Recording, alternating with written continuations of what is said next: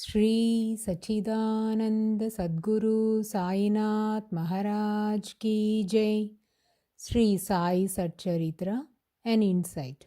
Episode 71. My humble prostrations at the lotus feet of our Sadguru Sai.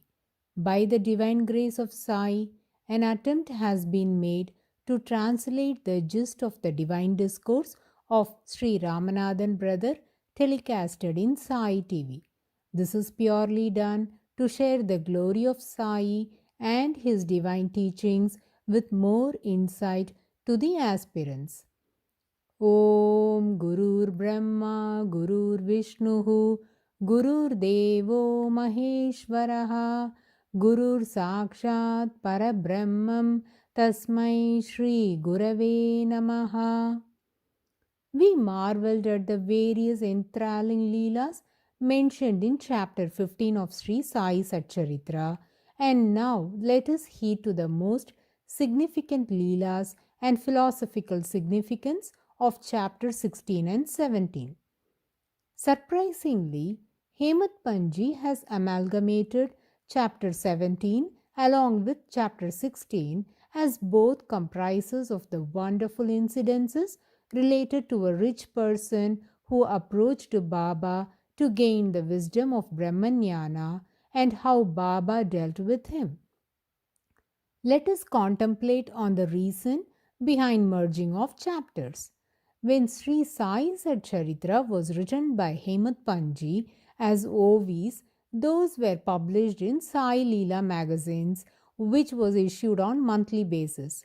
Hemat Panji narrated the incidences related to the gentleman seeking Brahmanyana from Baba and its philosophical significances in about 175 OVs, published them as chapter 16 in the edition pertaining to that month.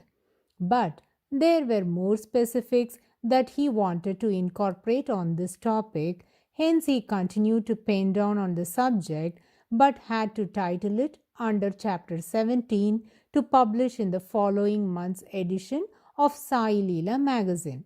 Since both the chapters were based on the same topic, it was decided to combine them. This chapter seems to be little difficult to comprehend as it involves lengthy descriptions by Baba on the subject, which is usually rare but precious. These chapters are also very significant as they are bundled with great philosophies that Baba had elucidated to the seekers of Brahmanyana. Usually, Baba imparts wisdom to his devotees in simple vernacular language which can be easily understood even by a layman.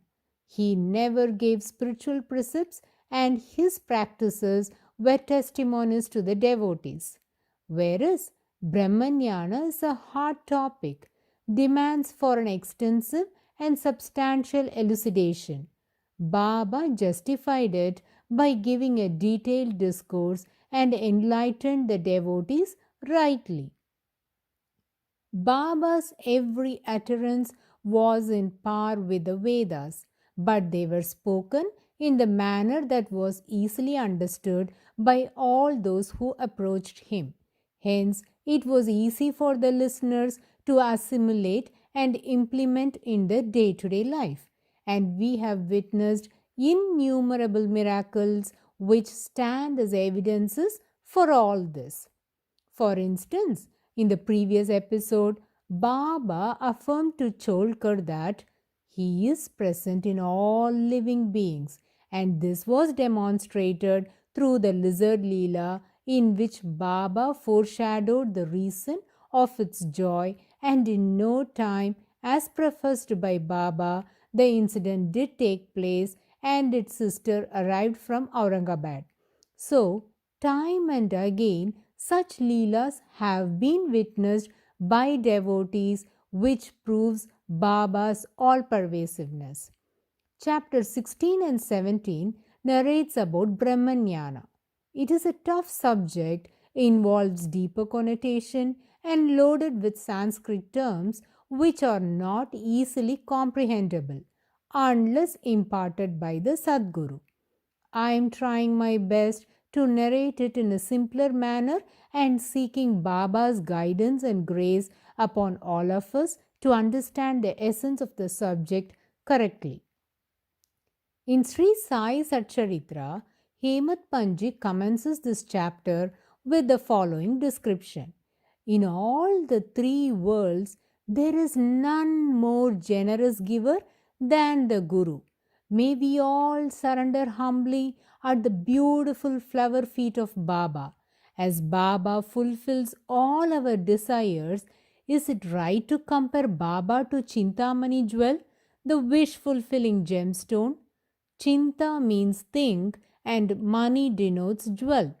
So whatever you think, you will be given. Certainly not. Baba cannot be compared to Chintamani stone because this stone provides whatever is wished for. But a Guru's grace would bestow whatever is not even imagined by the devotee. We shall listen to the Syamantaka money story from Srimad Bhagavat Purana, which also had the similar powers as that of Chintamani stone. According to this, King Satrajit of Dwaraka received this precious stone as a gift from the sun god, which ushers in prosperity. And this wealth was not shared by him with his citizens. Lord Krishna asked him to hand over the gem to make proper use of it. He denied, and one day his brother Prasena wore it as a locket and went into the forest for hunting and was killed by a lion. Jambavan witnessed this incident and retrieved the Syamantaka gem by killing the lion and gifted to his holy daughter Jambavati, whereas Satrajit accused Lord Krishna for killing Prasena for the sake of seizing the gemstone. Lord Krishna found the whereabouts and asked Jambavan to return the stone. As he denied, a fight took place between the two for 21 days and was defeated by the Lord. He realized that Krishna was not a mere mortal but Lord Rama himself, hence agreed to return the Syamantaka money and also offered his daughter in marriage to Sri Krishna. Jambavan, who himself was an immortal soul, could not realize that the one asking for the precious stone is Lord Krishna. He was veiled by illusion due to his desire to possess that precious gem. When he was outwitted by the Lord, then his illusion and desire were annihilated, leading to surrendering it at the divine feet of the Lord. So, Jambavan's desire led to a war. Next is Kamadhenu. Kama means desire and Denu denotes that which provides. And Kamadhenu, the celestial cow, yields whatever we wish. Imagine having a cow of this kind at your disposal. How happy one would be to get everything he wished for. So, can the Guru's munificence be linked to this celestial cow? Certainly not, because Guru is much greater as none can conceive what he would give, and whatever he grants is only for the betterment of his devotees. We have read stories related to Kamadhenu in Brahmanda, Krishna, Vishnu, and Bhagavata Puranas. We also knew that sage Vasishta possessed a cow called Nandini, a wish-fulfilling celestial cow gifted to him by Lord Indra. Sage Vishwamitra, who was then a king by named Kaushika, when stayed in the ashram of sage Vasishta with his army, sage Vasishta fed the entire army from the food provided by this divine cow. King Kaushika thought this cow will be very useful for the welfare of his kingdom and coveted for it. He asked sage Vasishta to send the cow with him, whereas the sage denied his request and Vishwamitra tried to take the cow forcefully, and that led to enmity between both the sages. The cow helped sage Vasishta to defeat Vishwamitra.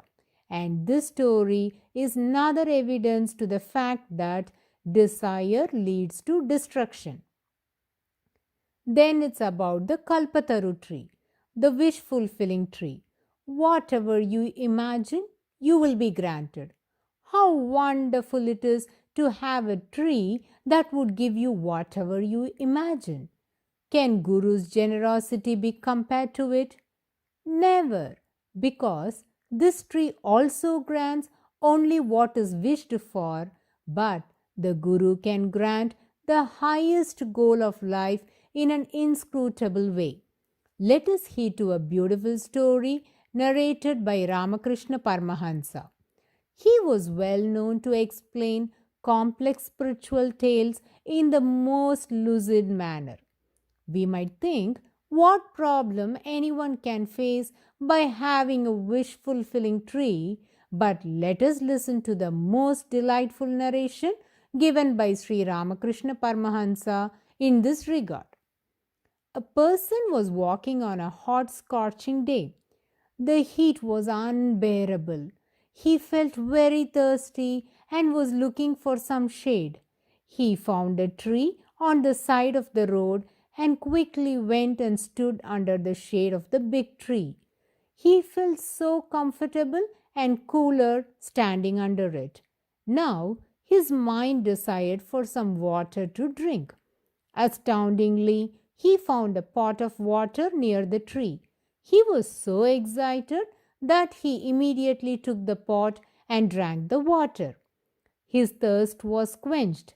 Now he was hungry, and it is very hot, hence desired it would be better if his hunger would also be satiated in the same place. In no time, a big platter with varieties of dishes were found there. He was awestruck at the miraculous happenings. How did all this happen? It is because he is standing under the Kalpataru tree, which is meant to grant all that one desires for. Hence, he was provided whatever he wished. He was extremely happy and ate all the delicious dishes that were served to him. Now his stomach is full and felt tired and sleepy and wished to take a nap. Obviously, his mind started playing more tricks. He felt that the ground is uneven, hence not a convenient place to lie down, and thought it would be great if he could find a comfortable cot. Again, at the wink of an eye, a comfy cot appeared. He lied on that and wished a beautiful lady to massage his legs. Lo, even that was granted, and a most beautiful lady pressed his legs. The wish-fulfilling Kalpataru tree was providing all that he asked for. Devotees, a human mind is never stable, and if one keeps listening to the chatter of their mind, a person becomes a slave of it. That's what happened with this person. He began to think how amazing this tree is. It gives me all that I had wished for. And suppose if a tiger would come over here, what would be my plight? Next moment, the tiger appeared there, killed him, and the whole drama came to an end. Sri Ramakrishna Paramahansa narrated this beautiful story to illustrate that though the Kalpataru is capable to provide all that one wishes for, but the unfair desire of the person would ultimately doom him to sufferings. Hemat Panji, in his narration, mentioned that the Chintamani stone, Kamadhenu, and Kalpataru, the three wish-fulfilling objects, can never be treated in par with the supreme powers of our Sadguru Sai, who will grant our earnest wishes at the most appropriate time and in the best suitable manner. Hence, the Sadguru is far superior than these three things which ultimately leads to miseries.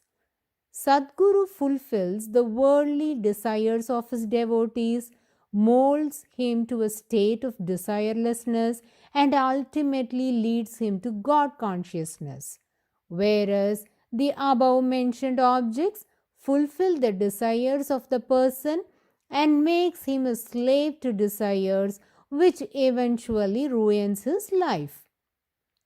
After giving this comparison, Hemat Panji began to sing the glory of the Sadguru. Though the greatness of the Guru is mentioned in various chapters, he is not contented. As and when the love of the Guru gushes in his heart, it overflows and pours down in the form of poems. Hemat Panji has intended to quote the essence of Sadguru and his potencies. This has been very beautifully described using various analogies. He says Sri Sainath Maharaj is holding the sword of knowledge in his hand, ready to strike, the blade of which is polished and sharp, at the sight of which the tree in the form of the material world is trembling, which means Lord Sainatha is holding the sword of wisdom in his divine hands, which is very sharp and penetrating, ready to slice off our material desires to provide liberation, and glimpsing at this, the material world in the form of a tree trembles. Let us contemplate on these poetic verses of Hemat Panji. Why should the topic related to liberation be included here? Devotees, this chapter illustrates about Brahmanyana, which means the transcendental knowledge that removes the fear of further births and steers one across the wilderness of samsara. Hence, it is apt for Hemat Panji to quote that the Sadguru is ever ready to chop off the material world which obstructs the experiences of the all-pervading, all-powerful and all-knowing Brahman, which is the greatest and the real. Let us all join with Hemat Panji and hail to that unblemished, imperishable one who transcends all attributes, king of yogis, who took the bodily form to oblige the world and uplift the humble. Many approach Baba for various reasons, some for progeny, few for enormous wealth, others for faith and devotion, and rarely there was one who asked for salvation from this worldly life. Now let us listen to his story. Once a person approached Baba. He was filthy rich, had many children, numerous servants and maids, and vast area of farmlands. Hence, nothing was falling short in his life. No worries, as there were no problems. When he happened to meet his friend, a wise person, he shared his mind thus: "There is nothing wanting in my life. All that I need is to get Brahmanyana, as that would bestow me all the Ashtasiddhis, that is, the 8 supernatural powers, and can ultimately lead me to liberation." The friend quietly listened to him and pondered in his mind that this person, though wealthy, is a penny pinching one. Never he would spend any money for others, and such a person is desiring for Brahmanyana. Now the friend responded to him, "Your quest for Brahmanyana is unreasonable. It is very difficult for anyone to know Brahman, especially for a person like you who never wish to share even a penny with others. But always focused on amassing wealth and interested only in the welfare of self and family, can never reap the knowledge of Brahman. But the rich person, not minding the advice given by his friend, was very much interested to seek Brahmanyana. He considered himself to be a great devotee of the Lord. He was of the firm conviction that he is a befitting person to receive this great wisdom, as he is leading a glorious life and had never committed any sin in his lifetime. Having heard that Baba, a divine incarnation, knowledge of bliss, an embodiment of mercy, and ocean of truth, was seated in Shirdi, he decided to have Baba's darshan. He reached Kopargaon, hired a tonga for to and fro journey, and reached Shirdi. Devotees, please make note of this. He hired the tonga not just to drop him in Shirdi, but for return journey also, because then the tonga charges will be relatively less when compared to one-way travel charges. Though he had enormous wealth, he was very stingy, hence he made this kind of dealing.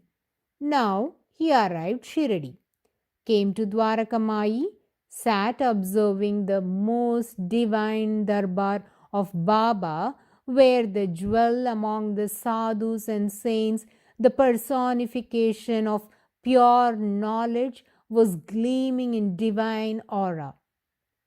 Now the rich person climbed the steps of Dwarakamai, paid his obeisance, and beseeched Baba thus: Baba, I have no need for anything else in my life. I only need the knowledge of Brahman. If I achieve this easily, then I will consider myself as the blessed one.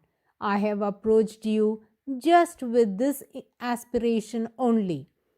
People say that Baba from Shirdi is omnipotent and can show Brahman within no time. Hence, I have come from a very long distance. I am also tired of traveling. If you can grant me Brahmanyana quickly, then I shall consider that my troubles are well rewarded and can leave immediately.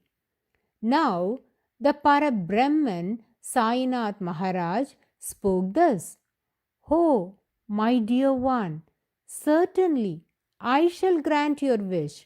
I feel this is the most auspicious time. It is indeed very rare to find people like you. Many approached me with various worldly demands and problems. It might be for wealth, cures for ailments, happiness, or ask for progeny, power, and honor. But it is very rare to find a person like you who is concerned about seeking Brahman. There is always an absence of spiritual seekers. I am sitting here and longing for aspirants like you. Now you have come.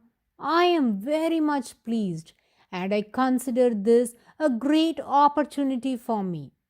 Listeners, pay your full attention to the assertions of Baba. Baba also said, My dear friend, here all my dealings are in cash and never on credit. What does this mean? What relevance does these commercial terms have in this situation? Baba is implicitly indicating to the rich person that, my fellow, wait and watch how I am going to teach you what is Brahmanyana by using currency notes as a tool. But this was not perceived either by those who had assembled there or by the rich person then. The rich man was convinced with Baba's assertion, hence sat down calmly as Baba had promised to grant him Brahmanyana. Baba also asserted, before giving up this body, wise men try to attain the knowledge of Brahman, because No doubt the cycle of birth and death will otherwise continue uninterruptedly. Therefore, till that Brahman is realized, even if the body perishes, the ties of the world will continue to affect and rebirth will be unavoidable. Why only Brahman? I will show you everything, the essence of Brahman which has enveloped you from head to foot. I will distinguish it from the rest. I will remove all the worldly bundles that have engulfed you. Devotees, mark the words of Baba. The term bundles have a connection with the forthcoming Leela of Baba. Now, quickly, all knowing Baba got engaged in discussions with those present in the Dwaraka pretending as though he completely forgot the request of the rich person related to Brahmanyana. Thus, Baba distracted the attention of the rich person and made him get absorbed in the thoughts of the happenings in his darbar. At this instance, Baba called a small boy and sent him to Nandaram Marwari Sanklecha with a message. Give a loan of 5 rupees. Baba is in desperate need of it and will return within a short time. This Nandu Marwari was a great devotee of Baba and engaged in the business of money lending in Shirdi. The rich person was observing this incident and the small boy came back immediately with a reply that Nandu Marwari is not at home. Their doors are locked. Baba, pretending to wear a veil of ignorance, said, "Oh, Nandu is not available? Okay, then go to the grocer Bala with the same message. Tell him I am urgently in need of rupees 5 and shall return it shortly." The boy ran to Bala's house and returned quickly to say that Bala is out of town. Baba continued this experiment by sending the boy to 2 other devotees' houses for rupees 5, but all in vain. To the utter dismay, all the houses that Baba had sent the boy were invariably locked.